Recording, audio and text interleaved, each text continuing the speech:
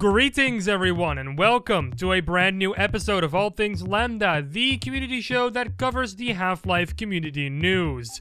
But as of late, also a little bit of Left 4 Dead news, apparently. LambdaGeneration.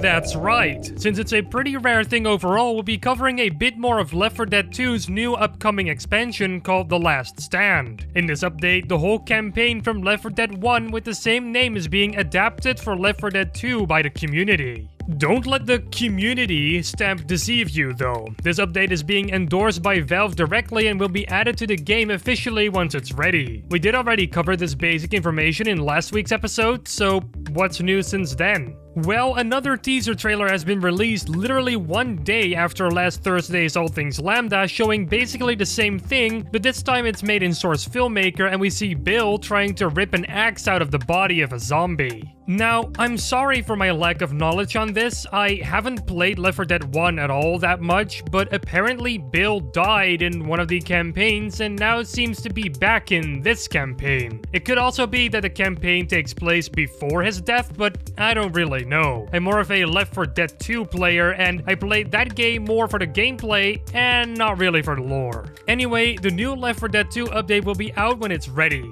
A link to the new teaser can be found in the description below. To stay up to date on this update, keep an eye on the official Left 4 Dead blog. When the update's ready, it'll most likely be announced on there.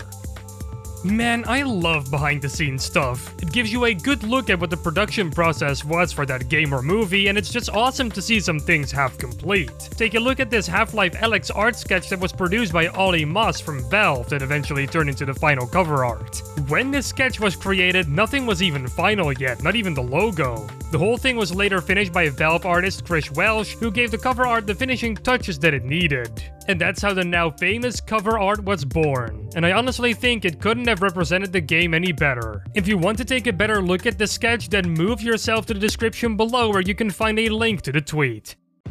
Raising the Bar Redux has been releasing some more media this week to show what they've been working on. It's not a full media update as these images were shared on Twitter, but hey, that doesn't mean that these pieces of media aren't interesting. The first piece we shall take a look at here is the new APC model that they worked on. Modeling and texture work is on point here, and now I'm just hoping that it'll look that good in game as well. Next up, we got a new model for the Combine Elite, which still looks pretty good while being more optimized. This is due to a lower poly count. Lastly, we got some concept art for the child workers and the cremator head that they carry around. Looks good.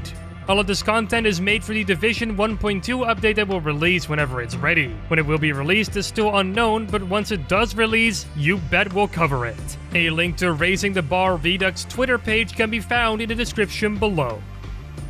Honestly, I'm not really that much of a fan of the library art that Valve selected for the Half-Life series. Some of the logos don't really work all that well, and some of them even look blurry, and the banner for Half-Life Episode 1 is literally a gameplay screenshot. This is something that community member Grepim tries to fix though, because they made a collection on a website called SteamGridDB that contains a bunch of box art images, banners, and logos that you can use in your Steam library. And they look pretty decent.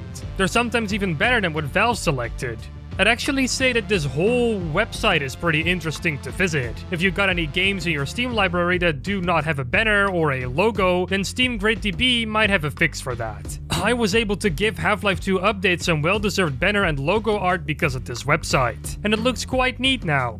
If you want to visit the Half-Life collection on this website, then check the link in the description below.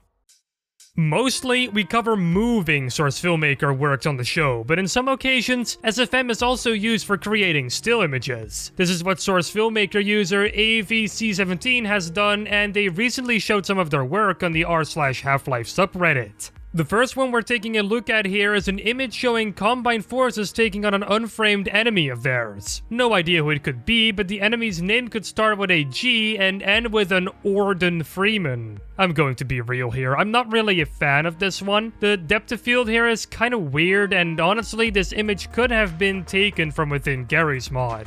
But the other image that they posted to the subreddit is why we decided to give them a spotlight on the show regardless, and here it is. Okay, I really love the atmosphere here with the Striders working their way towards killing the Earth's armies. Yes, this takes place during the 7-hour war. I could use this image as a wallpaper for my computer any day, and it more than makes up for the first image that I showed. Not that it was a horrible image or anything, but seeing the 7-hour war image and then this was kind of jarring. Anyway, if you want to check out AVI C17's creations, they can be found in the description below. Believe it or not, but I have actually been able to play Half-Life Alyx.